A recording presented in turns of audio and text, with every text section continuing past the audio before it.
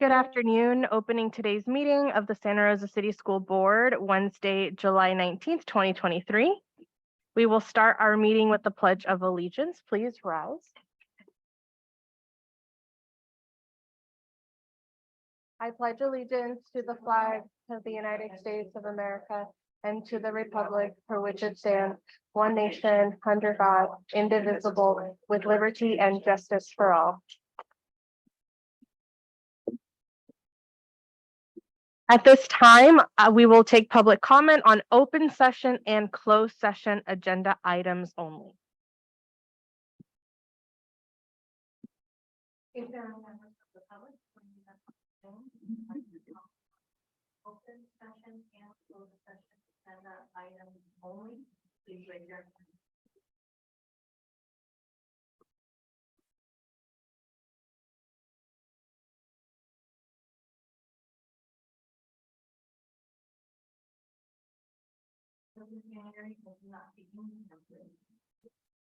Thank you. At this time, we will move on to our first discussion item of this evening's meeting. This is the Santa Rosa City Schools Facilities Master Plan update.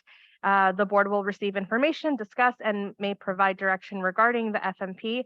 Presenting this discussion item are Associate Superintendent Lisa Cavan and Executive Director Eric Oden.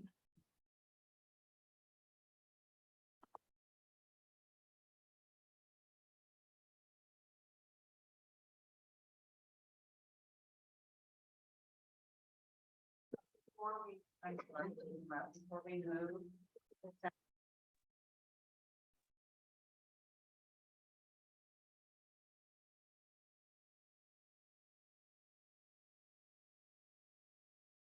Sorry, can you hear? I couldn't hear you, Anna. I wasn't sure if you can hear. Can you hear me all right? Okay. Thank you. My apologies for needing to attend remotely this evening. Lisa, excuse me. Sorry. We just want to be sure Melanie gives another opportunity to ask for people for public comment online since you couldn't be heard. I'm sorry. No worries. Thank you. If there are members of the public joining us on Zoom who'd like to comment on our closed session and open session agenda items only, please raise your hand.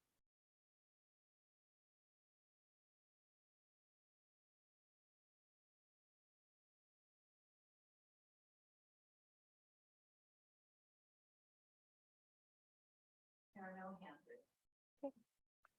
Thank you, Melanie. Did Superintendent, were you able to confirm that folks heard that?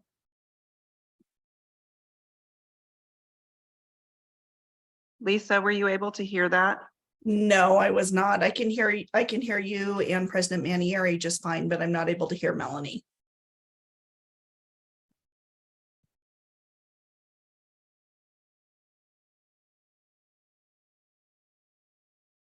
There are members of the public joining us on Zoom and would like to comment on our closed and open session agenda items only. Please raise your hand.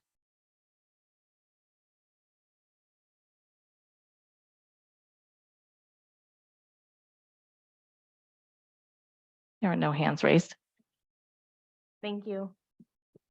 I will hand this over to you, Lisa. All right, thank you. And again, thank you for the grace with appearing remotely this evening. I will actually hand it over to Executive Director Oden, as well as Aaron Jobson and his team that are there in person. Thank you, Lisa. Thank you, President Manieri, Superintendent Chanel and board. Thank you for having us tonight. I'm going to introduce the team from Kutraki Kwok Architects who are going to be given an update on the master plan tonight. Joining us remote, we have Aaron Jobson, and here in person, we have Kevin Chapin and Juliana Sarando. I'll hand it over to Aaron to get us started. All right, thanks, Eric. Can everyone hear me all right? Good. All right, cool. Sorry. Thanks also for me, like Lisa, joining remotely. Thanks for taking the opportunity to have this meeting today as well. As we've been working through the facilities master plan process, there are a few items that we wanted to take a little time to update you all on. and kind of around our approach and around what we've been working on to make sure that you're informed and can give us some feedback on that as well.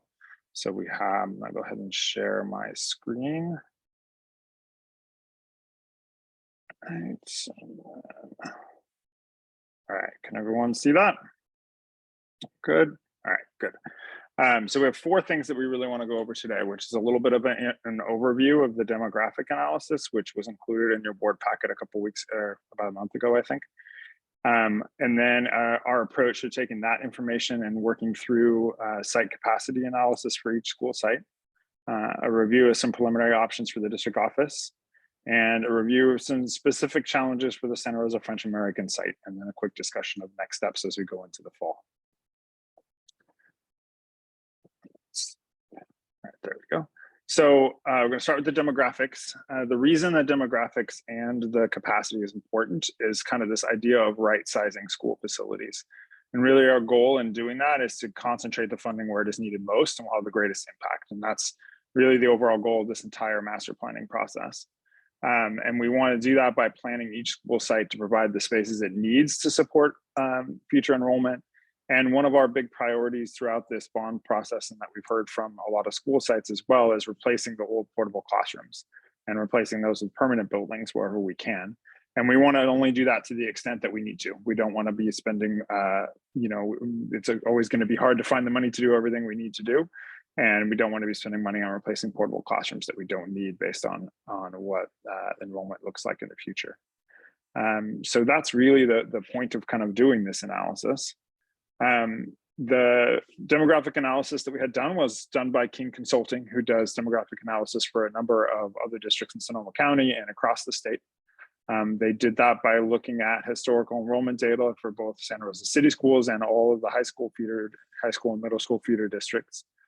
Birth rate data in Sonoma County. They also looked at residential development for that might bring additional students and additional residents into the district, and student transfers between districts and between schools. As you all know, this is a very complex and kind of unique situation in Santa Rosa and Sonoma County with so many small districts and such kind of geographic proximity and overlapping and all of that. So that is something they're familiar with, having worked with a number of the other districts involved as well. So they took all that information together and put together a projection for enrollment for each school, for each grade, for now through the school year 29-30. The big kind of driving factor here is that birth rates have declined across California and across Sonoma County since a high in 2006. And this is essentially just how many children are born within the school district area. And you can see that in the graph on the right. So we can see kind of the high point there and it kind of declining from there, but it has kind of hit a low and then showed signs of stabilizing and having some slight growth in 2022, but we're still about 25% fewer children each year are born than were in 2007. So that's really what's driving an overall decline in enrollment. And we see this across Sonoma County and really across the Bay Area and across the state as well. Additional residential development, there's been a lot of apartments, under construction and opening up across Santa Rosa in the last couple of years, and that is definitely helping, especially where it's affordable housing. One of the things that's interesting in the report is they have it based on kind of the history of it. They have kind of different factors for how many students each unit is likely to generate, and the affordable housing units generate a lot more students than the smaller market rate housing units that might be studios or 1-bedrooms that aren't really meant for families, which makes sense. So all that is factored into these projections. So what that means for the elementary school district is that the enrollment is really projected to stay pretty flat over the next few years, a slight decline of 3 to 5% between now and 2030. But part of that is that a lot of the decline in elementary school enrollment has already happened, because that high point in 2007, a lot of those kids in following years have already entered into the elementary school grades.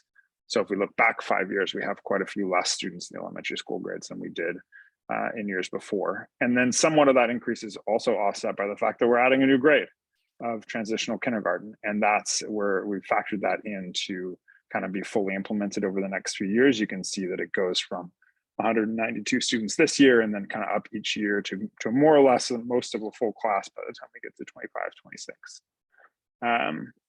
And we also offset some of that most recent decline by adding the 7-8 students at CCLA, which show up in the elementary school district. The picture at the high school district is a bit different. So middle school and high school enrollment is actually projected to decline more significantly by about 15% over the next few years. And that's really because those smaller incoming class sizes, as a result of the smaller cohorts of children being born after 2007, are just now starting to matriculate through and hit into middle school and high school. And over the next few years, those will more fully, the smaller classes will come in and then kind of stabilize. But what it means is that we'll have almost 1,500 fewer students in the middle school and high school grades in 2030 than we do now. And a lot of that decline will actually happen after 2026. You can kind of see that here, where we'll only be a little bit down in 2026. And then as it goes further on beyond that, go down quite a bit more. So that's going to have a big impact on, obviously, for facilities planning as well as many other things. And this is the overall combined projection, where you can see each grade across the district, and you can see how those numbers add up, and kind of where those decline. You can see TK to 5, those numbers stay pretty consistent all the way across the board, but 6-8, they drop fairly significantly and then kind of level out. And similarly with 9-12, but a little bit later, where that drop off comes more later after kind of 2026, 27 into that area. So that's kind of a quick overview of the demographic projections. I thought I'd just kind of pause there and see if there are any questions before we go on to talking about school site capacity.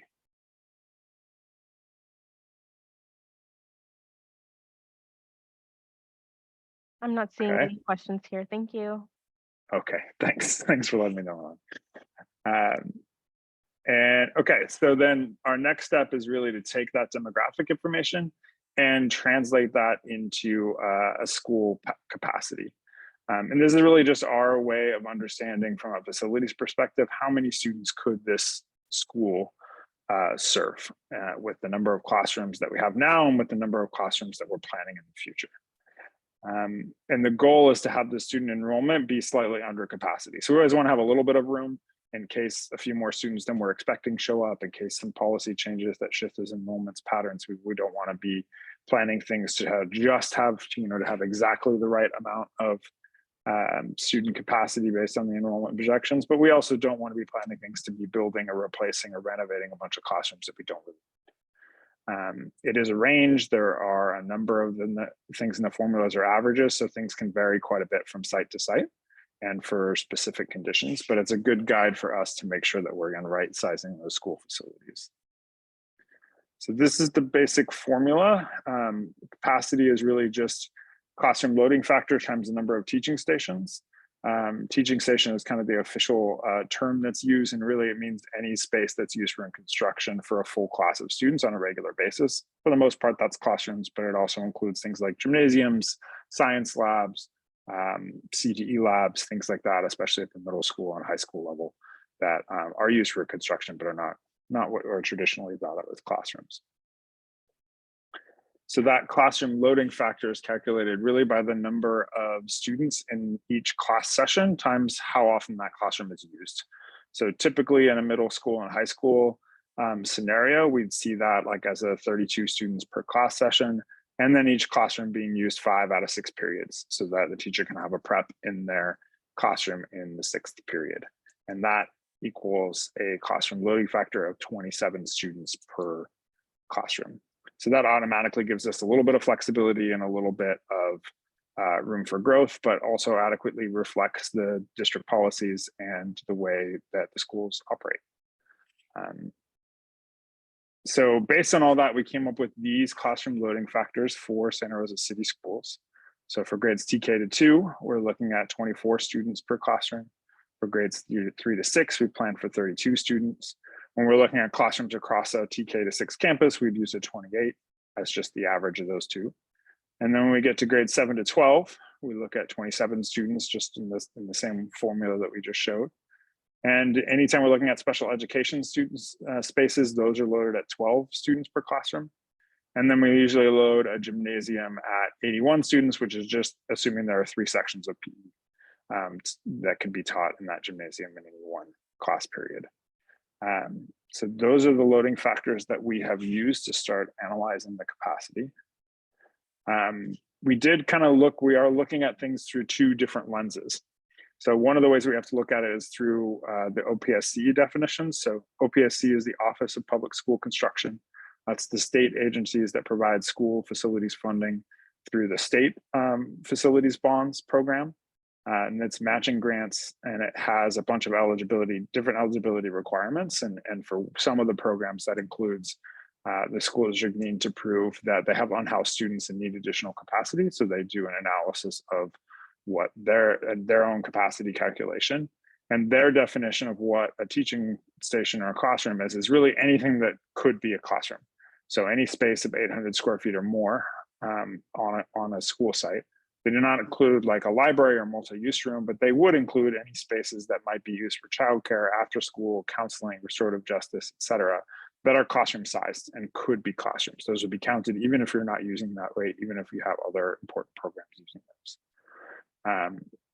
Spaces for additional pull-out programs, the elementary school level, like a PE or music or something like that, that's also housed in a classroom, they still count that as classroom for capacity.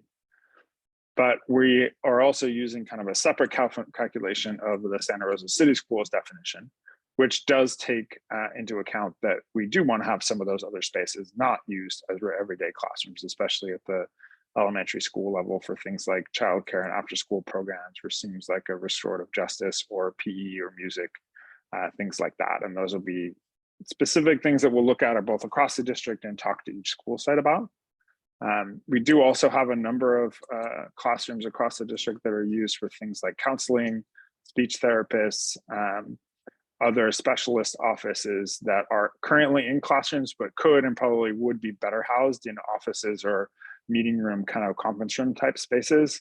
And we will not be counting those we will be counting those classrooms as available capacity because we're going to provide more appropriate spaces for those in the facilities master plan. We'll actually include spaces for offices, for conference rooms, for things like that for those rooms, so they won't need a full classroom space. And that's something we've been talking to each school site about as well. So based on those definitions, we've done a couple of different types of capacity calculations. King Consulting did an initial pass that was in their report, which utilized school maps provided by the school sites in the district to determine how each spaces are used, and then calculated potential capacity in a couple different ways. We've taken that and built on that to do a little bit more detailed analysis that will help inform our planning. We need to kind of figure out how many classrooms do we need on this campus? What does, and so that we can plan for that appropriately for this next round of meetings that we have in the fall. So the spreadsheet on the right is an example of that. On the top, it shows the existing conditions, so how many classrooms are in each building, how they're loaded, what that capacity looks like, and separates out the portable classrooms. And on the bottom, it shows a proposed scenario for the planning, and it was showing kind of taking one of the classrooms in the main building offline and remodeling that into the office space for the programs that I mentioned just a minute ago around counseling, restorative justice, other things like that.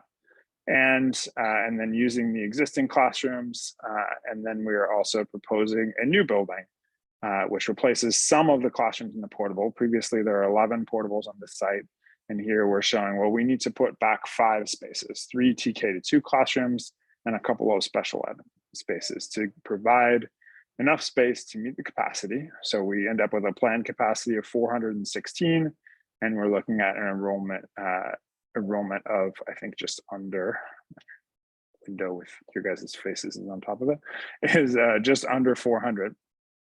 And so that's kind of what we're looking for. We have a little more capacity than we need, but we're right sizing the school facility. And in a lot of cases, it comes down to something like this, where we're able to remove most of the portables on an elementary school campus, but not quite all.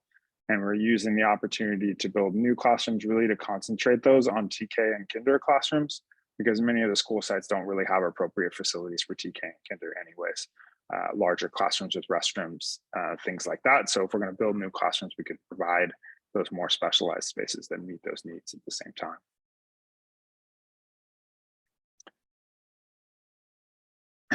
Let's see. So looking at all of that kind of totaled up with all those sheets across the district, you can get an overall picture of capacity for the whole district. So at the elementary school level, you can see the 2023 enrollment, 2022-23 enrollment of just over 3,000 students. You can also see that over the past 5 years, the enrollment's gotten as high as 3,600 students. But in 29-30, we're projected to have just under 3,000 students. And our current capacity using the Santa Rosa City Schools loading factors is actually over 4,600 students. So we have a significantly more capacity for students than we have enrollment now or in the future. And what we're looking at planning based on the first pass of these calculations is about 3,500 students. So gives us plenty of capacity for our projected enrollment and actually a little bit of room for growth beyond that, a little bit of flexibility in how we use spaces beyond that. So that's kind of what we're looking for, is that kind of balance so that we're right sizing the schools, that we're not renovating and building spaces for significantly more than our projected enrollment, but a little bit more. You can see here the same calculations for the charter schools, which are a little bit more consistent and a little bit tighter just because of the specific nature of those schools. And then if we go to the middle schools, we can see that our current capacity is actually more than double what our projected enrollment will be in 29-30.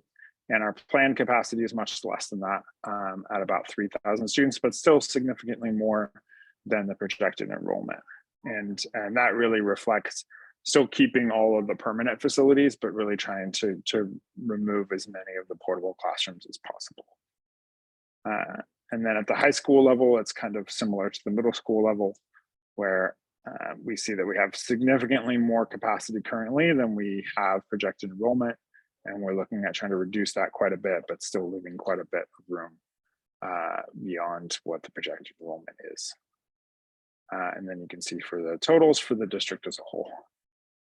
So again, I'll kind of pause there and see if there are any questions on that before we move on to the next piece.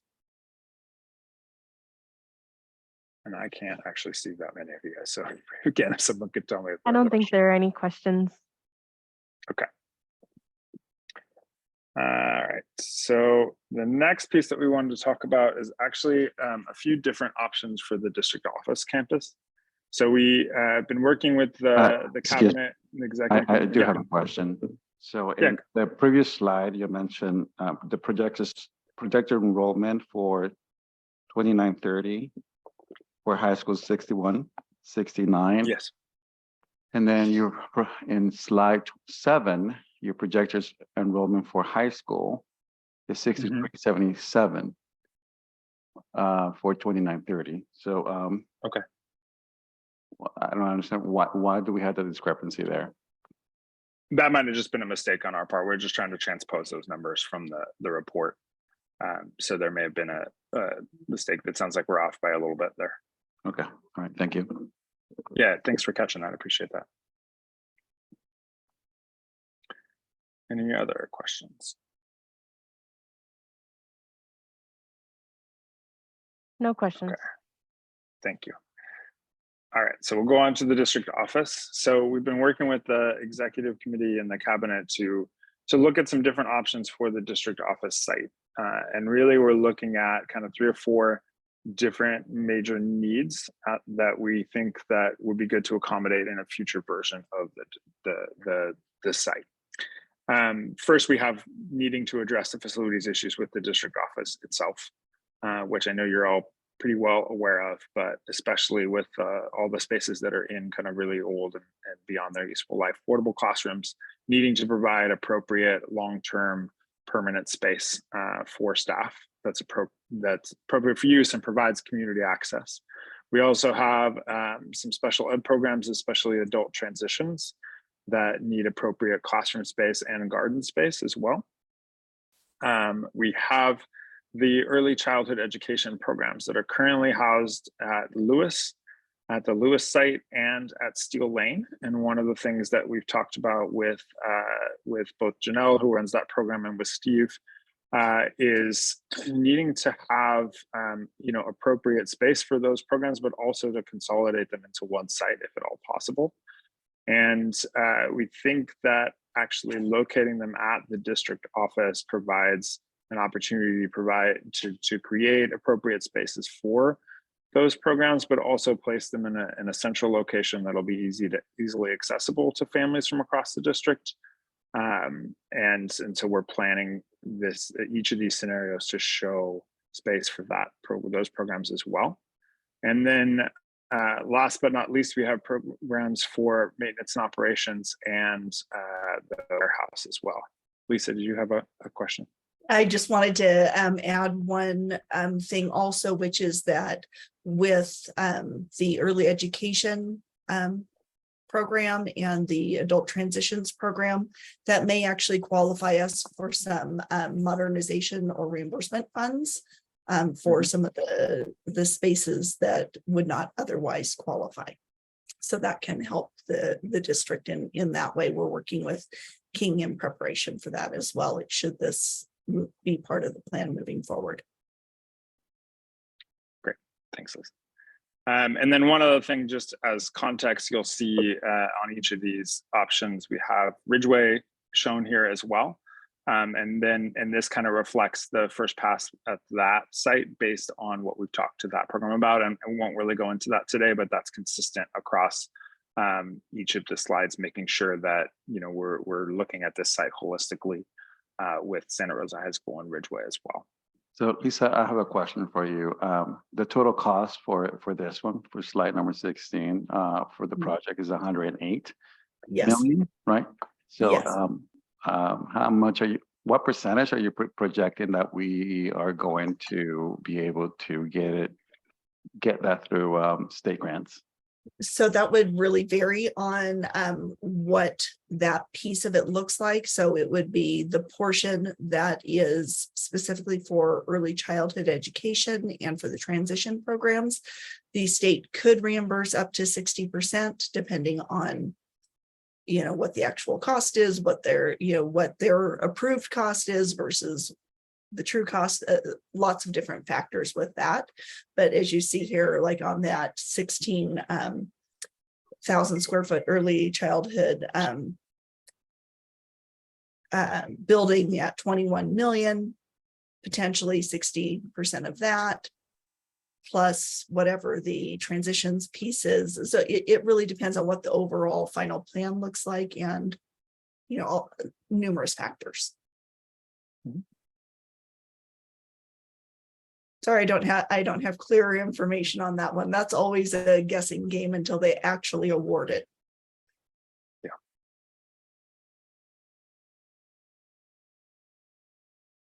Sorry. And when can we find out what's the timeline on those grants? Is it within a year of the approved proposal or a 2 years timeline? Do we know? Let's see. So in my experience, I have in my experience with the application fundings, it's been concurrent as we've done it just because of when we moved forward in my prior district. So I don't know that I'm the best judge of that as far as when we're actually planning ahead on these items as far as the timing. I know that with our others, with a hardship, it's much different versus a modernization. A hardship funding, you move to the top of the funding list and you're usually funded within a year.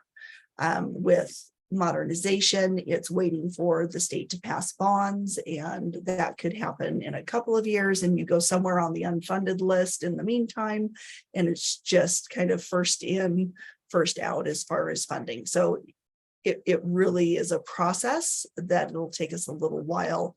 We definitely would not know until we actually had drawings and proposed costs, and they go through and can argue back and forth over what they actually will approve. And Aaron, you may have more experience on that modernization side, if you have something to add. Yeah. on.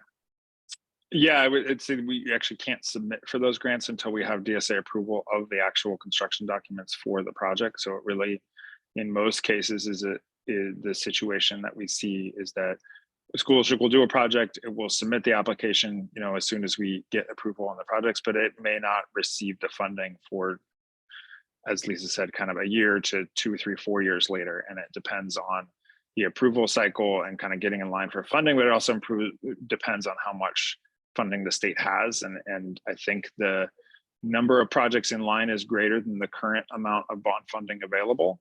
But there are efforts right now to put another state bond on the ballot in 2024, which would kind of refill that coffer and fund the projects that are all of the projects that are on the list and many more. So there are a lot of factors around what the eligibility would be for any one project. And then once that eligibility is determined, when that funding comes. But it is not as typically a reimbursement where you need to have the funds to build the project. And then at some point in the future, you may get reimbursed for that project when funds are available. And then you can use those funds for the next project. Right. Thanks. Does that answer your question? Yes, thank you. Okay. Absolutely. So in this first scenario, what we're looking at, and I'll zoom in a little bit on this so we can see it a little bit more clearly, is a new 2-story building to replace the existing district office and house all of the district office staff. So that's all the staff that are currently in the single-story building in these buildings here, and then you can kind of see in the background all of the portable buildings that are existing that you're all familiar with, consolidating those into one custom designed 2-story building that can really meet all those needs, as well as provide a boardroom, as well as provide appropriate classroom and support space for the adult transitions program. So this blue box is sized to do all of that within a 2-story building. And then we have a 1-story building for the early childhood education classrooms and support area, as well as a playground space for them. And each of these, we've looked at kind of what the pickup and drop off situation would be for that. So in this case, parents would come through here and they can drop off along this edge right next to that playground area, and then exit the site going this direction. And that also provides access to parking for the district office as well, and providing some garden area for adult transitions, which could go here or potentially could go closer to the building, depending on how the site is developed. And then towards the back, we have office and shop space for maintenance and operations, a yard and a warehouse as well. Kind of similar to what is back there now, but a lot of those facilities are also beyond their useful life and need to be replaced. One more question here. Since we're adding a program here, do we need to do a traffic study with the city to see how that may play out? We would have to look at what the CEQA impacts would be. So the California Environmental Quality Act is something we have to look at for every project. And we need to look if this is, if the professionals that look at those sort of things feel like there's a significant enough impact to do that kind of study or not. Sorry, and how many students are we talking about here? I know you mentioned that before, but can you give me a rough estimate? I think if I remember right, we were looking at about 8 to 10 classrooms that we had for the early childhood education program. So that should be about, I'm not sure exactly what the student counts are in that program currently, but based on the conversations that we had with the teams that run those programs now, we think that the 8 to 10 classrooms is about the right range, but I'm not sure how many students they have in each room and what that looks like exactly. Okay, thank you. Okay, so based on that, we just put together some kind of quick information on each scenario. So we kind of a rough order of magnitude budget. This is a very rough estimate of what this could cost. We'll be developing much more detailed estimates as we finalize kind of which option we're going with. But just to give kind of rough ballpark of what each scenario was, we put together these numbers. So this is a total of about 108 million. When we say total project costs, that includes construction costs, but also all non-construction costs. design fees, construction management, change order contingency, escalation, et cetera. I'm sorry, not escalation. These are for today's construction costs, but all the other projects, legal, inspection, all that stuff that goes into a project is included in these numbers. So this scenario, to do all of these pieces, not including the Ridgeway parts, are $108 million. There's a lot of pros to this option. It's a long-term solution. So we provide new permanent facilities for all of the programs that you need. Those are going to last 50 to 100 years with proper maintenance and renovation over time. We can create a true kind of multifunctional boardroom and provide community office space, provide space for display of student work, provide that kind of community connection to the district. We can provide the best quality space for staff and design that in a way that promotes, collaboration, connection between departments, flexibility of space. We can provide new and appropriate space for adult transitions. It's going to have the lowest maintenance and operation costs over time of the three options, best access for the community, and the cons are really just that it is going to have the highest one-time cost, the highest initial investment, or the lowest cost over time. And it is going to take the longest to execute. So it'll be the longest duration of construction. I have a couple of questions. Yes, please go ahead. And that total cost, if that traffic study that Director Flores mentioned is required, that's not included in that cost? The cost for completing the study would probably be covered in that cost. If the study requires significant additional investments, then that would not be. And did I understand correctly? We'd be moving the Lewis adult programs to here. Is that correct? The intent is to remove the early childhood education programs, many of which are on the Lewis campus right now here. What would happen at the Lewis facility area? That's something that would be kind of a next step, is to answering that question and figuring that out and what the best use of that facility is long term. But that facility has some significant needs some significant investment as well. And part of the reason that we thought, and talking with everyone, this might be a good idea, is really those facilities need to be replaced too. So if we're going to replace facilities, does it make more sense for them to be on this site or on the Lewis site, just from terms of access and coordination with the rest of the district programs? Aaron, I'd like to just add that we're having to grow our programs, and we're actually talking about Steel Lane and Lewis. And so we're having to grow programs and we don't have space.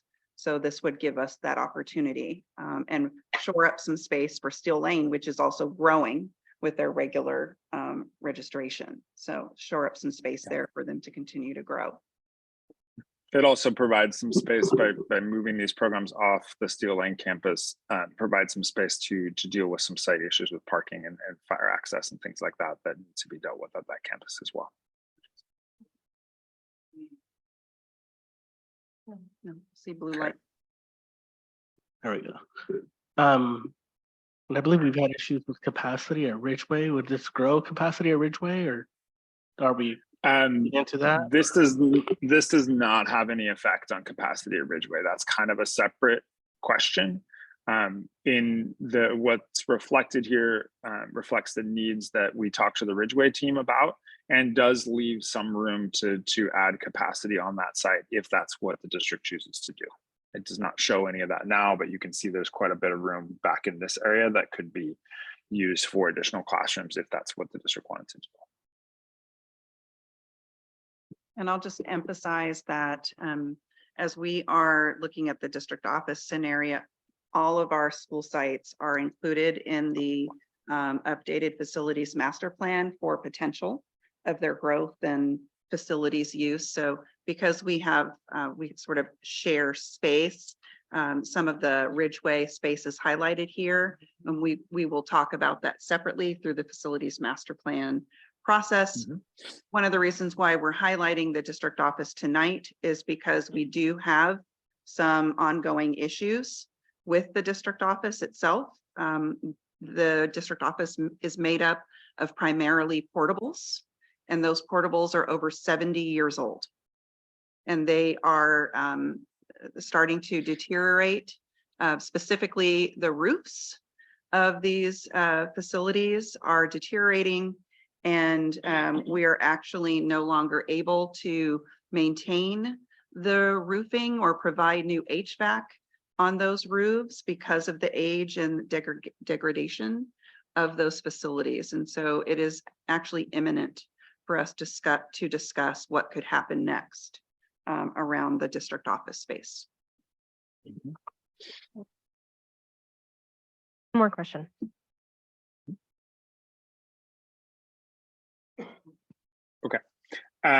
So with that, All right, one I'll second. go to- So Dr. go ahead. Delatorre here. I noticed here on the pros, 50 to 100-year facilities with proper maintenance. That's a big concern with me with all these discussions due to the investments that are being asked to be made. Unfortunately, we are in the situation on a lot of these sites due to funding not being able to provide preventative maintenance when needed. And then we get behind and it gets to a point where it can no longer be maintained.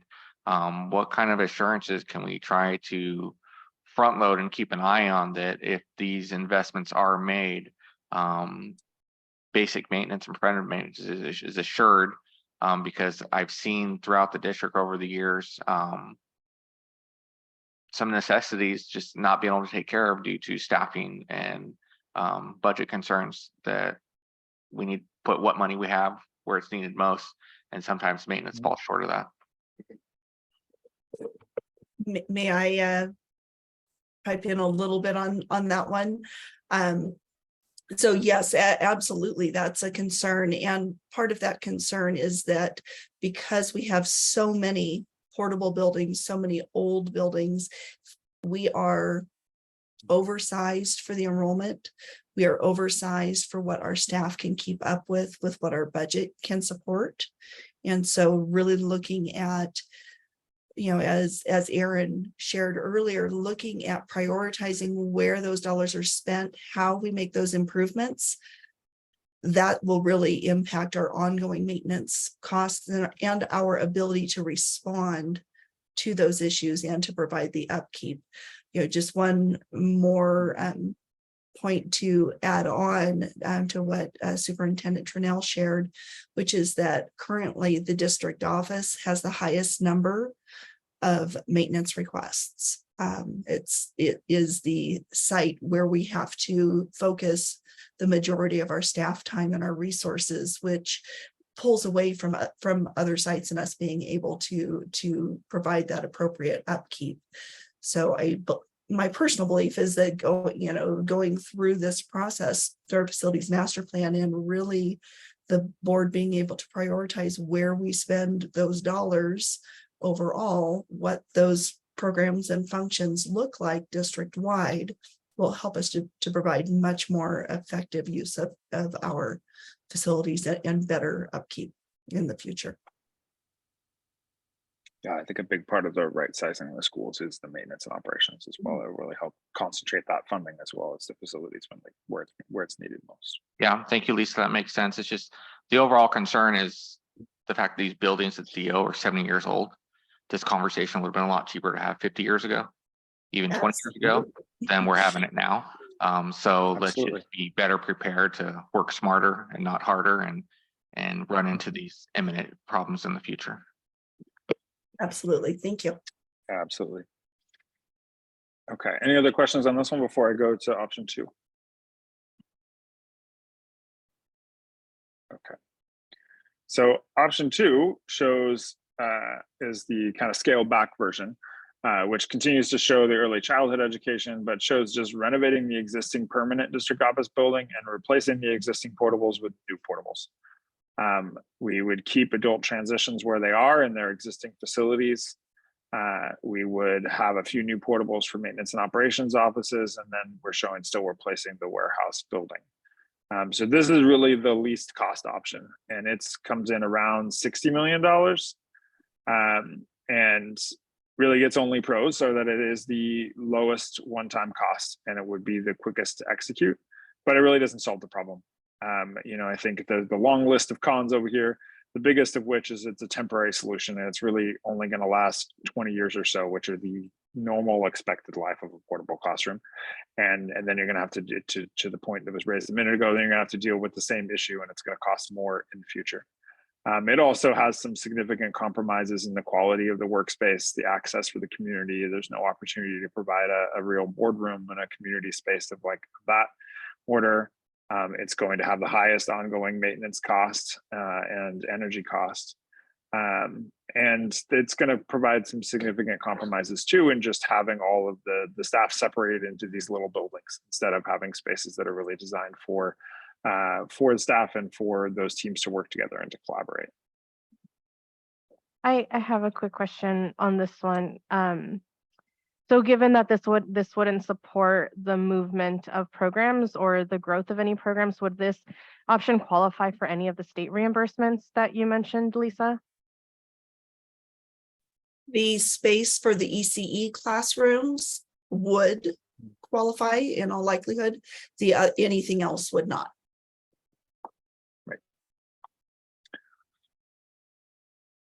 Yeah, that's pretty constant between all three of these options. So that's going to have the same opportunities.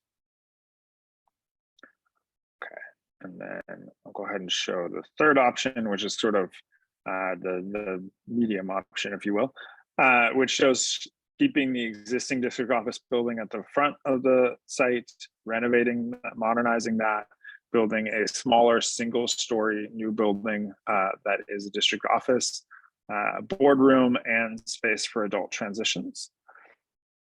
And then this option shows a different location for the early childhood education classrooms, which could be located farther back in the site and have drop off that comes in this way and drops off in front of this area. And that really could be the case on many of them, and provides the district office parking more in this location.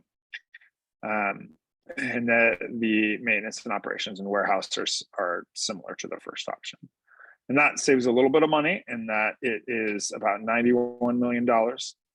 So it's a little bit lower cost than a new 2-story building. It's going to be probably a little bit shorter type frame. We can still create really good quality workspaces. Within that, we have a lot of new buildings as well as renovated existing building. And then cons are just, it's a little bit more of a medium-term solution in that, you know, you're still renovating a building that's 50+ years old, that's going to need additional work down the road that is still going to cost more to maintain than a new building. You do have spread it to 2 different buildings, which is going to create some disconnection, and it takes up a larger footprint. So it's going to be able to provide less parking available on site, less other site development on site as well. And the adjacency of the early childhood education and the maintenance and operations is probably not the best either. So that's kind of the 3 options that we've presented overall, and really what we're looking for, not necessarily today, but at some point in the near future, is kind of direction on how you want us to proceed as far as the facilities master plan for this site, and kind of in which direction we should go as far as what's included in the facilities master plan. And as Anna mentioned before, there's some urgency to this because of the urgent facilities needs at this site.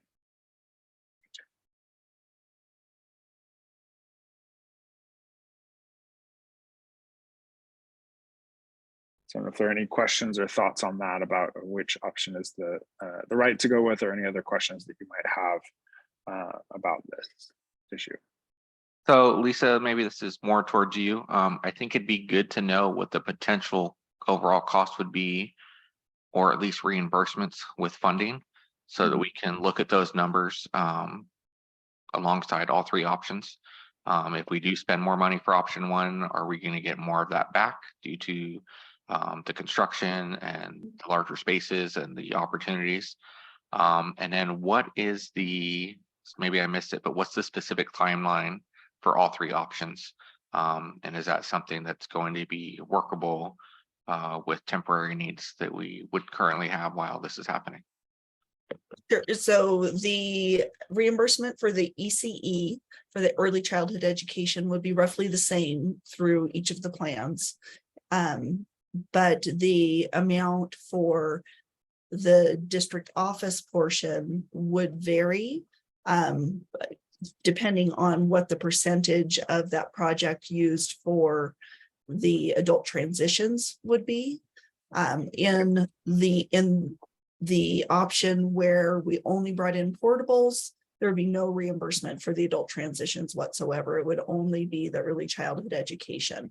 So I don't know the space-wise or percentage of that overall project. I don't know if Aaron does, and Aaron, I'll let you answer the other timeline. Yeah, I mean, I think, Lisa, just roughly the adult transitions would probably be like kind of somewhere between 10 and 20% of the square footage of that overall project. And in options 1 and 3, there is the possibility of reimbursement for that small portion of that project, not in option 2. And then, as you said, the early childhood is really the same across all 3 options. So I don't think that the state funding potential is really that different between the different options, and probably isn't a significant factor in which one is the right one to go forward with, if that makes sense. Thank you. And I'll defer to you on the space, the timeline for the different spaces.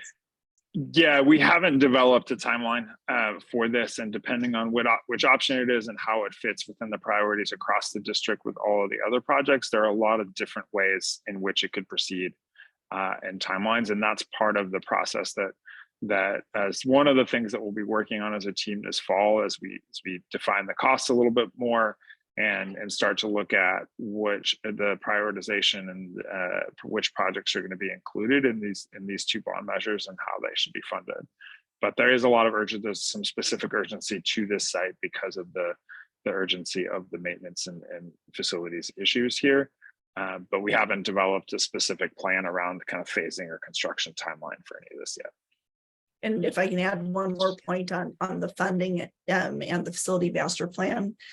The facility master plan is not restricted to funding from the bonds. We would utilize it for, what projects we prioritize with reimbursement funds that we are currently applying for, would apply for in the future. All of those things. This is really our map of what we want, what we envision our facilities to look like, and the plan for someday getting there. So obviously we need to continue to provide updates and things like that. Okay, so I have a follow-up on that one, Lisa. So, because my next question was, I'm a little bit uncomfortable using 1/5 of our bond measure, right, to go into one site, right? When we have so many needs, across the district. So could you explain that again? That this doesn't necessarily have to be all bond, funded? Yes, absolutely. So for example, we've identified with King Consulting approximately $50 million worth of reimbursements between past, current, and future projects. And that, that number is subject to change based on what things actually come in at as we go forward. And the timing of when we receive that is, that's the question, is when do we receive that funding? There's nothing that precludes us from using funding from one and then reimbursing and doing another project. So that is really all. It's really more about the timing and the prioritization of, what that looks like district-wide for the board to decide, how we move forward. I don't know if that fully answers your question, Director Flores. Yeah, it does. Okay. Just so as director here, I'm looking at the dollar amount, right? And absolutely. And we have 3 options here. 2 of them are close to $100 million, and one at $60 million. So it's I don't know. And to be clear, Director Flores, so we're not asking at this point for this to be committed as funded under this right. bond. But you're asking for guidance, right? So we're asking for guidance in what's going to be in the master plan, and then it may be that we plan for this overall issue, and some of this gets executed in this bond. That's a decision for down the road, and not so far down the road, but not right now. It is something that we'll have to figure out here in the next few months. But it also could be that, we decide we're going to go on one of these paths and we deal with the district office part as part of the bond, and maybe the early childhood education comes later, or vice versa, or whichever. There are a lot of different ways that could proceed as well. Yeah, thank you. Yeah, Director Sheffield. Thank you. I know it was brought up for, I think if we're digging a bit deeper, looking at what could be some potential hurdles. I'm sorry, I can't really hear Director Sheffield. I don't know if there's Lisa, that's you too, but. Mhm. Yes, I was actually just messaging Anna. Sorry.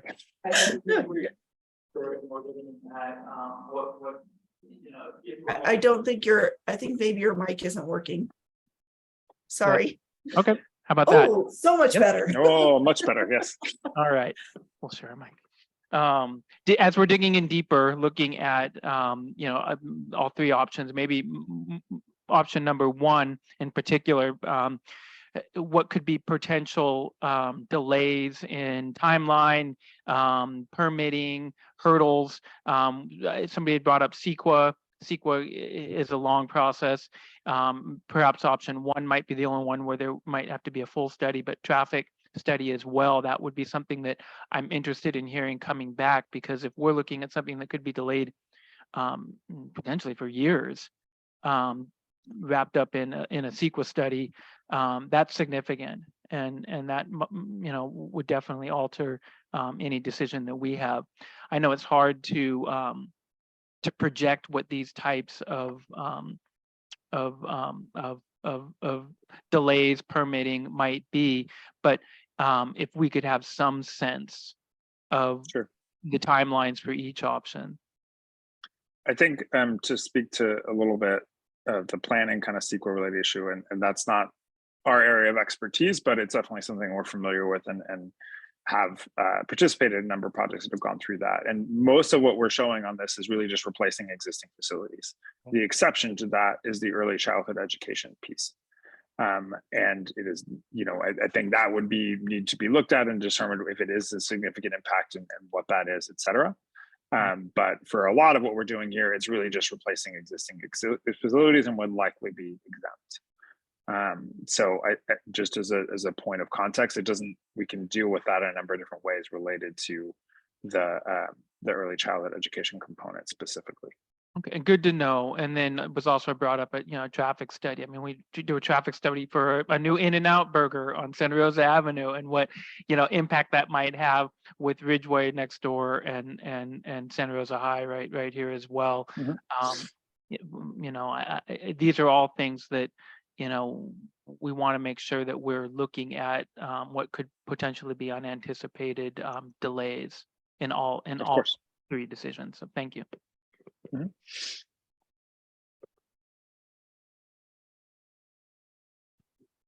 Hi, is my mic working okay? Can you hear me? Okay, great. Thank you for such a thorough presentation. I really appreciate the options. I think I'm curious about the costs of the trade-off. So I appreciate the cons laid out, but I'd also love to know if we've pulled the numbers around what it will take for us to be out of our own spaces, leasing space, what kind of revenue we're kind of setting aside if we don't have the ECE classrooms and some of the adult transitions work as we're building new systems and new programs. So I'm just curious about that trade-off. And then I think with regard to, what it is that we're prioritizing, the DO is the heart of our system. It's the heart of our institution. I just really want to lift up the importance of, making sure we have safe, healthy, dry, clean places for our folks to do, arguably some of the most important work. And so I just really want to lift up that concern that I have. But again, kind of like thinking about, the longest duration of construction, I am imagining that there's some process of tiering, what comes first, what comes second, and why, and then that's related to addressing, cost outlays that we don't want to continue incurring, like renting space somewhere else and not having space for the ECE programs. I just would love to understand when some of those when some of those decision points will come.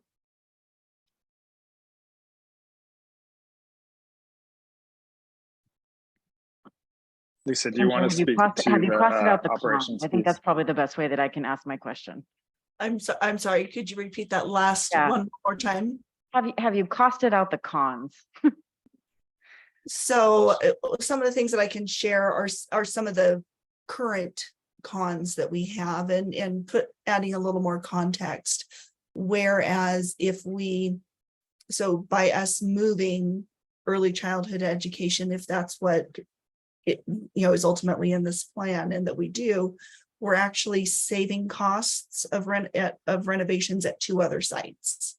It's just really a shifting of how we do that. So that's one factor in it.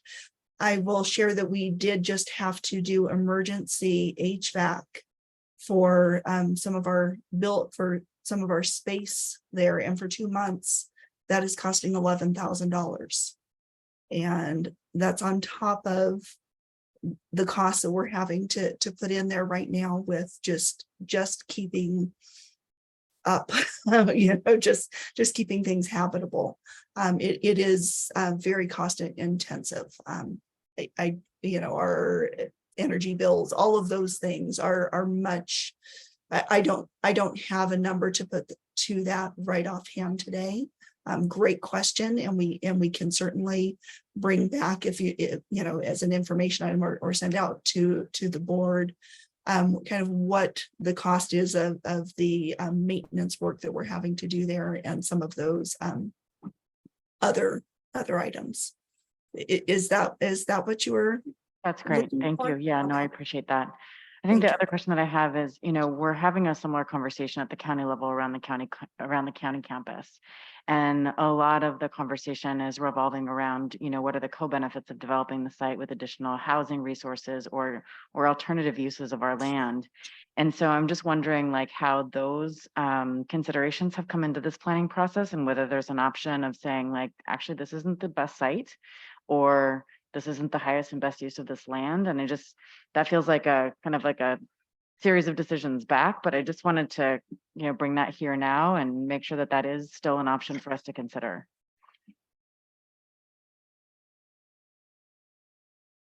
I think that, and I would defer to Superintendent Turnell to add anything to this, but my feeling on that is that it's always important that we evaluate the best use for any of our properties. And as we make these plans, whether it's here or for school sites, as we look at or other sites, as we look at, say, Lewis or somewhere else, or whatever that looks like, we need to be determining what the best use of that space is. Is it something that we need to keep? Is it something that we should repurpose? Is it, as we go through this process, I think those recommendations are important. There is a process specifically for land use for facilities if they are no longer going to be used. And so that's called a 7-Eleven process. And it's pretty extensive, and I'll defer to Superintendent Turnell for any input that she would have or anything to add or clarify. Thank you. I think specifically talking about the district office land. Also, we have Lewis as another space. We're going to be talking about French American here shortly. I think that there are some spaces that we have some serious considerations. Housing has been a topic of conversation. We do have the Fur Ridge property that we sold, and there are considerations around loans to staff around, housing, and what could we consider about that. There has been some initial talk about whether the district office would be a location for housing. My only thought there is that we do have Ridgeway and Santa Rosa High School, and so it might make things interesting to have housing on the corner there. We would have to maintain our warehouse in that location, and who knows down the road if we would actually want to acquire our own, dare I say, transportation department, where we would need space for vehicles and such. And so, there are lots of options. I think there's an immediacy, obviously, through the facilities master plan work to consider what the potentials are for the district office space, and specifically the Lewis space, which we will talk about, because I think that there are some real opportunities with that particular space. So much, Superintendent Chanel. I think I really appreciate the way that this was laid out, from kind of like the 50,000 foot view down to the DO level. And I would just appreciate kind of continuing at that. Let's make sure that we have the big picture in mind as we think about specific decisions. And I really appreciate kind of having this conversation connected to what's happening at Lewis, and always considering not just, school facilities, but all of the concurrent uses that being an institution that supports its folks inside of the institutions, including students, including, staff and teachers, and thinking about the housing needs in our community and how we can participate in that in a partnership through, some of the resources that we have that we might repurpose. I think I just want to echo what Director De La Torre said around, no shortcuts. Let's not make stupid, short-sighted decisions because we're feeling tight. I really love the idea of, what it looks like to do something high quality over the long term that will last, far beyond our roles on this board, and really look at, the way we can support future generations to have safe, healthy, clean spaces to work and to do excellent work for our futures.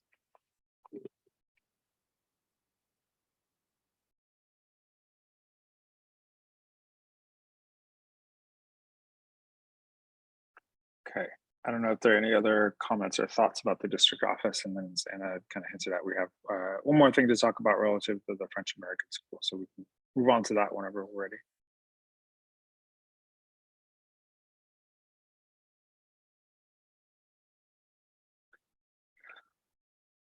I think we can move on.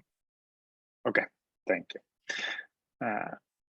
All right, so what we wanted to talk about with the French American site, oh, I'm sorry, there we go, is just it's specific to some seismic issues with that site, and looking at seismic impacts and seismic issues is something we do as part of all facilities planning. The Rogers, as many of you may know, the Rogers Creek Fault runs through Santa Rosa, and the U.S. and California Geologic Surveys have map active faults and established zones that are required, where buildings are required to plan for additional structural impacts and hazards around them. And that requires additional requirements for design and geotechnical testing and engineering to make sure they're safe. The most stringent requirements are in something called the Alquist-Priolo zone, which is directly adjacent to a mapped fault. The Santa Rosa French American Charter School is the only campus with buildings and the entire school site that is within that zone. These zones do not require any actions on existing buildings. They're not really about the safety of existing structures. They're about requirements for significant renovations and upgrades and new buildings on these sites. I want to be very clear that these issues have been reviewed multiple times by the district over the years, including when we did the master plan in 2015-16, and there's no immediate threat or danger for these sites. But it is something that we want to make sure that we factor into long-term planning, and that's why we're thinking about it now. To underline that last point, our structural engineers, the FAA structural engineers that we work with, one of their partners' kids went to the Santa Rosa French American Charter School, so it's definitely something that is not that immediate threat or danger. Anytime we talk about this, we really do try to emphasize that. We don't want to frighten people. But it does have a significant impact on how we look at the long-term future of that site. So this is an overall map that we included in the 2016 master plan, and I'm sure we'll probably include in this one as well. You can see this zone that runs through the middle actually is that fault in that Alquist-Priolo zone. The other colored zones are different, and the shaded ones are different types of hazard areas that have to do with their specific soil conditions and adjacency to the faults. And you can see the Santa Rosa French American is right on that line. We have a few other sites, Brook Hill, Proctor Terrace, that are close to it, Montgomery, a few other, Lewis, but that it really impacts the French American School the most. And I should also say too that most of what I'm showing you, the slides, are the same information that we presented to both the school board and the French American site in 2015-16, and also at the site committee meeting with the French American team in the spring. And so what kind of, if we take our best guess at what all this would look like for that site. So anything we would do on to the existing buildings, any significant renovation or any construction of new buildings on that site would first require significant geotechnical investigation to determine and map exactly where the fault traces are as best as possible. But the results of that investigation, based on what's been mapped in the past and investigations that have been done recently on lots in the nearby area, is likely to identify fault traces that are shown in the green lines across this and require that there not be any buildings constructed within 50 feet of those traces. So as you can see, that kind of results in a probable no build zone of this red shaded area on the site, leaving some area of the site as potential building area, but we would need to essentially prove that there isn't a fault trace close to that area. And then there's going to be significant geotechnical, foundation, structural, additional engineering and design and construction costs that would go into building new buildings in that area of the site. So what does this mean? For us, from a planning standpoint, it means that there are just significant long-term challenges for a school site in this location. And that any significant improvements or construction of facilities would likely either not be allowed or have significant additional requirements and costs. At the same time, the current facilities for Santa Rosa French American Charter School don't meet the needs of that program and don't meet many of the requirements for the educational facilities guidelines, meaning the site in order to support that program, it needs significant improvement, and those facilities really aren't adequate. At the same time that we can't really make significant improvements on that site. So what we would recommend as the next step is that as part of the facilities master plan process, we evaluate potential options for relocating Santa Rosa French American to a different existing Santa Rosa City School site as part of that plan. And that process would look like the QKA team and the executive committee identifying potential sites, presenting those, working through those options with the French American Site Committee for their input in the fall, and depending on what that looks like, potentially other sites that would be impacted too. And then bringing that preferred recommendation into the draft facilities master plan to be presented to the board in October or November. So that's kind of how we're recommending to move forward with addressing this long-term issue as we develop the long-term facilities master plan. Just gonna pause there and see if there are any questions about the overall issues or that recommended next step. I see Director De La Torres' hand up. Thank you very much for bringing this to our attention. It's kind of just a really tough thing to look at. If it's not broke, don't fix it. But it's the utmost importance that we consider future safety and ensuring we are being proactive and being prepared to ensure all of our sites are up to standards and future standards. What I am concerned about though with this is obviously it just needs more investigation, ensuring we're talking to the site. If this is truly an issue for new construction, then that's going to be an issue regardless of the construction, whether we're constructing or we do something else with the land. So that's going to be issued attached to that land regardless. So what's its value going to be is something we really need to consider. Does it make more sense for us to make investments and take care of what's right on that site? Is there any value in us moving away from that property and having somebody else deal with that? Because if that's a future issue for any new construction, it's gonna be an issue for anyone. So really appreciate these concerns are brought up, and we just obviously need a lot more information. The only thing I'd like to just clarify there is that there are significant additional requirements for schools that are not requirements for many other types of construction. That is not all of this, but it is a factor in this. So there are definitely a lot of these significant requirements here that are required for whether it's housing or a medical office or whatever would be built on the site that would need to be dealt with. But there is a higher level of scrutiny of that and a higher level of engineering requirements for a public school than there are for many other types of buildings. And then just the space configurations, you know, if you had, if I go back to the diagram, you know, there may be other uses where just building on one part of the site might work a lot better than school too. At this time, is there any other ideas of what would be possible for a relocation, or does that all need to be further investigated? That's what we need to look at. I think really we wanted to make sure that we didn't get ahead of all of you as far as this information and direction, and that's what we would come back with is here's some ideas about what a relocation could look like.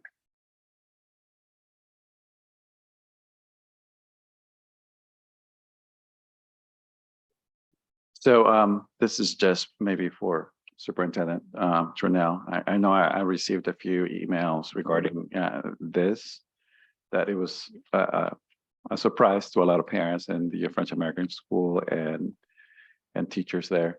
So and folks feel blindsided by this. So what can we do to make sure that this process is as transparent as possible going forward? Not going into details as to why they feel the way they do, because this is the first time I've seen this too.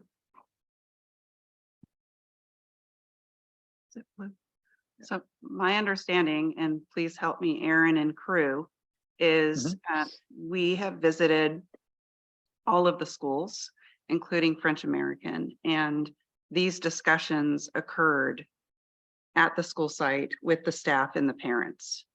So we're only bringing specific examples to you right now, because as the group is working on the facilities master plan updates, we want to be sure that we're heading in a direction that the board is familiar with. So this would be the first time that you would see this per se, although we did provide some initial information to the board in our report a little bit earlier, last month, in fact. So this is the opportunity to think about scenarios for a couple of things in particular. So it's my understanding that relocation was not really an option that was at least presented to families. I don't know if it was, but my understanding it wasn't. But we're talking about that now. And so this means we definitely need further discussion, more meetings on this, not just the two that the sites have, but additional meetings. Relocation is a big one. Yeah, and just to be clear, in the meeting that we had at French American, we talked about the overall seismic issue, actually in a bit more detail than I went over today. We used, actually for that meeting, we used exactly the same slides that were presented to the board back in 2016 and presented to that site committee. I know that probably almost no one overlaps between those two time periods, but just for consistency's sake, we wanted to do that. And we did not specifically talk about the idea of relocation in that meeting. It did come up in questions about like whether that might be a solution, and we focused the attention there on really we need to understand what the facilities needs are for that program so that we can evaluate the options going forward, whether that's relocation or redevelopment of that site or whatever. The focus of that first meeting was really on understanding those needs, but we did talk about the possibility of relocation, that might be something that we're looking at and coming back with ideas. And also to be clear too, we're talking about developing a facilities master plan for that. We're not talking about, just because it's in the master plan does not mean that we're executing immediately on making a move of a school site or something like that. As you say, that is a much more complicated thing that would need much more input from the families in the community that's directly affected. Want to then just clarify that wasn't our intent to blindside anyone. And so that's on us if we did not bring that up specifically. Something like that is a huge deal. And we definitely want to work with our staff and with our parents on these kinds of decisions. So we'll make sure, as we're going to be following up with the staff, we'll make sure that we give extra attention and clarify that our intent was not to blindside or to surprise anyone. So And- that we're in agreement that there's going to be another meeting. There's going to be more meetings needed, more discussion. Absolutely.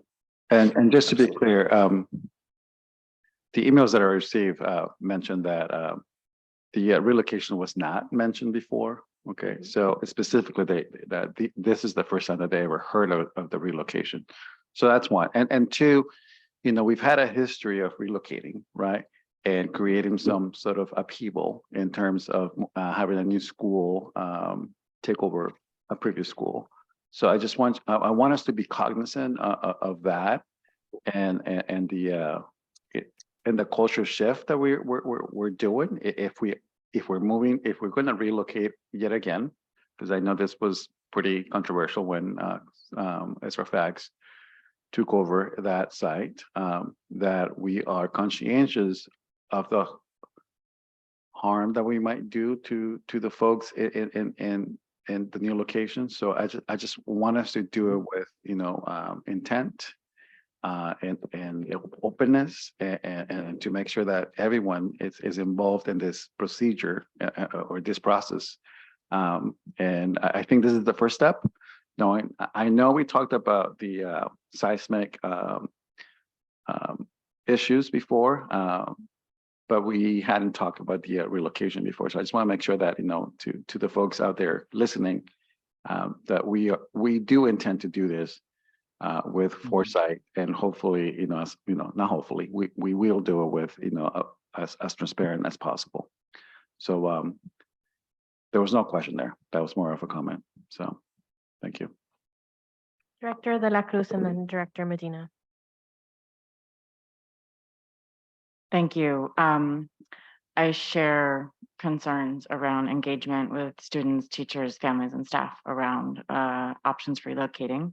And I think there's a real opportunity to talk about what it looks like to have language magnets co-locating and to really prioritize, you know, the excellence of having multicultural hubs that, you know, really highlight what it looks like to come to, you know, the biggest district in our county and to be able to, you know, access multiple languages, having immersive programs in multiple languages on one site. And, you know, SRFax is such a beautiful, cool, worldwide community in that place. And I just really want to love on, you know, the community that they've created and also imagine it co-locating and imagining what it looks like for us to, you know, use some of our bigger spaces.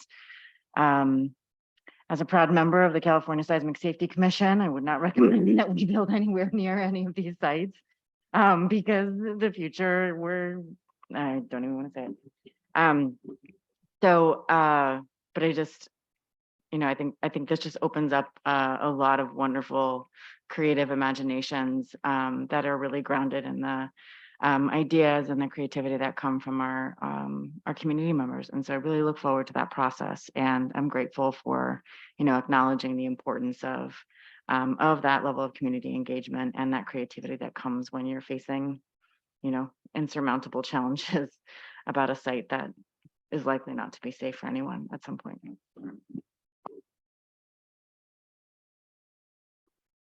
The only thing that I'd like to add, well, definitely echo that, what Director De La Cruz said, but as we move forward on facilities master plans, I'm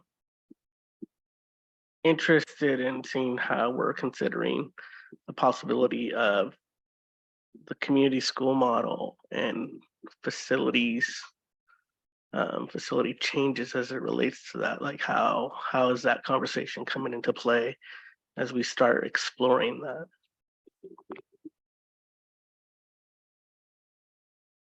So we're only at the very beginning phases of that, and the board will receive an update soon, but we are not at the place of actually talking about space on our campuses yet because we're in the planning process and we're at the very beginning. So we're not there yet, but that will be a part of the discussion.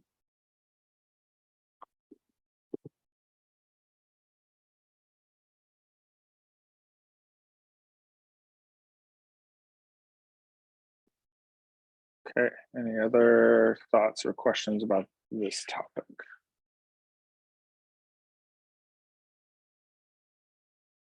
All right, seeing none. That kind of brings things to a close for today. Those are really the 4 things we wanted to update all of you on and get your input on. Our next steps from here are really to finalize the site master plans for each school site based on the input we received from you today, but also all of the input that we received over the last 4 or 5 months that we've been working on this and meeting with every school site. We'll also be updating the indicators of quality scoring system for project prioritization to reflect current facilities needs. That's something we're going to be doing as we go into the fall, and that we can provide some more update on as well. We'll be holding site committee meetings at each school site in August and September to get input on those draft plans, and then we'll pull all that together into a draft facilities master plan that'll include cost estimating for proposed projects and the indicators of quality scores. And then that will come to the board as a draft, and then we'll also be working on plans to get some additional community engagement and outreach on that draft plan as well, and then bring the final facilities master plan to the board for approval. So that's kind of where we're at and where we'll be going over the next few months. And that's really everything we wanted to cover with you all today.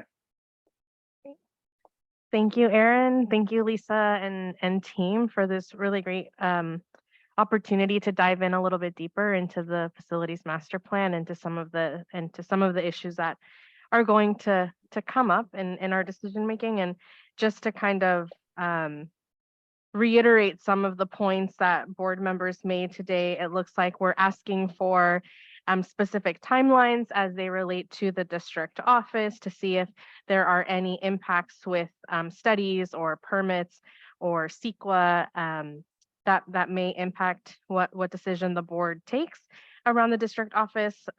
Also, any further information that can be provided around amounts for the anticipated reimbursements, considerations for alternative uses. Also, reiterating that we don't want to take any shortcuts, that we want to have good, lasting decisions made. And for so the Santa Rosa French American Charter School, what's the value of the land? What are our options there? More meetings to have conversations about the relocation, the community school model, and language magnets and multicultural hubs. So that's what I heard from the board today. Board, this is a discussion item. Is there any further discussion or any questions that we have at this time?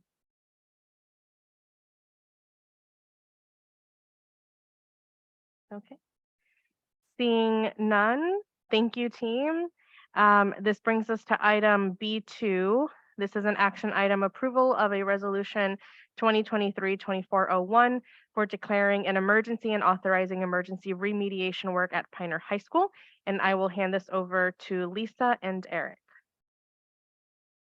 Thank you, President Manieri, Superintendent Schnell, the board, and our SRCS community. We've had, as most of you are probably aware, several years ago, we had an issue with an atmospheric river at Pioneer High School when we were doing other projects there, which caused some issues. As we've gotten into the remediation work, there have been additional discoveries that came to light because of doing that work. So some of it is covered under that insurance and some of it is not. And the issue is that if we do not move forward concurrently with the interior insurance work and the exterior building envelope, we will not be able to open school on time for those spaces. And so we are asking for the board to adopt this emergency resolution that would allow us to then move forward to the county superintendent of schools and ask for her concurrence for us to then be able to move forward with the work. You'll see there is an item later in the consent agenda that is related. If this resolution is passed, we would then ask, obviously that contract be awarded, and we wouldn't move forward with a notice to proceed until we had the concurrence from the county superintendent of schools. Because this does, it is allowable to go outside of our normal process because of the urgency of the work. It does require a unanimous vote. If it is not a unanimous vote, then it is a no vote. That's essentially, it doesn't move forward. Are there questions? I hand it back to you, President Manieri. Thank you, Lisa. Are there any board member questions about this item? Okay. This is an action item, so if there is no further discussion or questions, we are looking for a motion.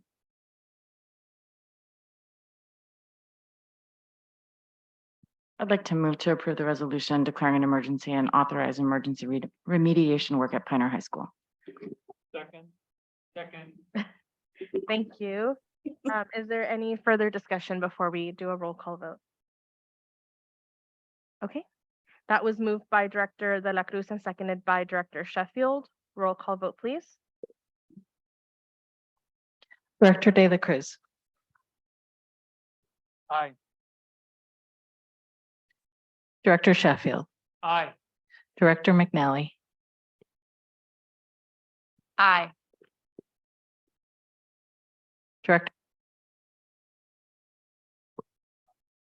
Director Flores, Aye. Director Medina. Aye. Director De La Torre, Aye. President Manieri. Aye. Thank you. That passes unanimously. Thank you, Lisa and team, for bringing this forward. This brings us to our consent items for today. We're seeking a motion on the approval of consent items 1 through 3. I'd like to move to approve consent items 1 through 3. Second. Thank you. That was moved by Director De La Cruz and seconded by Director Medina. Roll call vote, please. Director De La Cruz, Aye.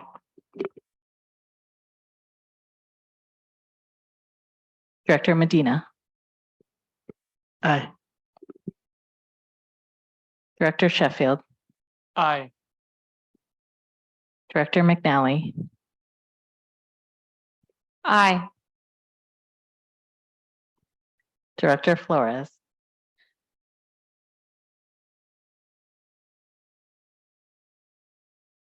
Aye. Director De La Torre, Aye. President Manieri. Aye. Thank you. At this time, the board will recess to closed session and we will reconvene after closed session for a report of any actions taken in closed session.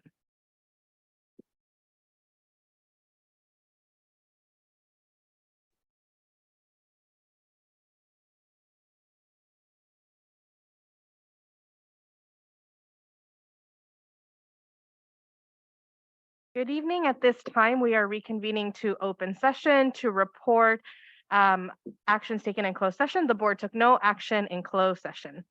And with that, we adjourn this meeting.